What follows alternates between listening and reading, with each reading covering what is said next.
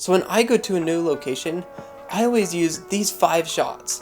And the only reason is because one, you'll never miss whatever shot you're trying to get.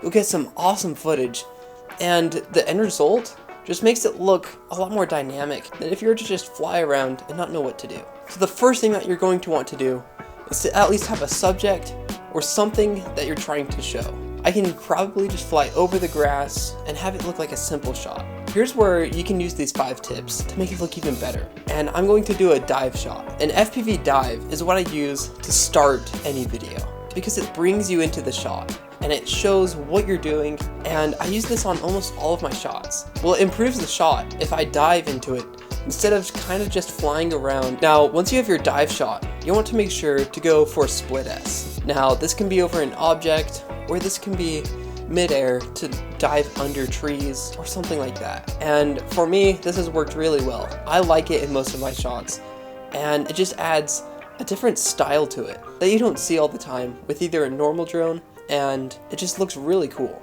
Now the third one will build off of all of these other ones, and you want to be close to whatever you're filming. Now this doesn't mean that you have to be close to your subject, this just means you have to be close to something. Now this can be the ground, trees, or anything like that. I'm following the same subject, but I'm just really far away. It's not showing a lot of speed or motion, and that's what you don't want. So you can go lower to the ground, and look, the speed looks like it's increased, even though I'm flying the exact same. Now this fourth one, I don't use a lot, but it looks really good when you pull it off correctly. And this is just to do a tracking shot. And I do this a lot if I'm following cars, people, or just a moving object, because you can fly around and start to go to the sides of them and behind them and just trying to figure out what looks the best, but it adds some speed when you're starting to follow up close to them. Now the fifth one is an orbit.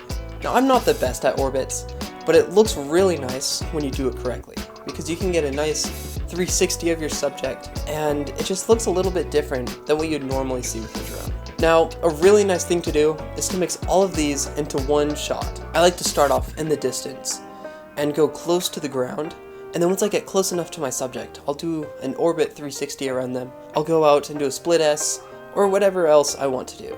And it's just really fun, and it adds a couple different dynamics to your shot. And it just improves your footage a little bit, and it makes it so you're not confused when you go out to fly. And really, you can almost never miss a shot if you follow at least one of these. I'm Zane Shaw, and keep flying.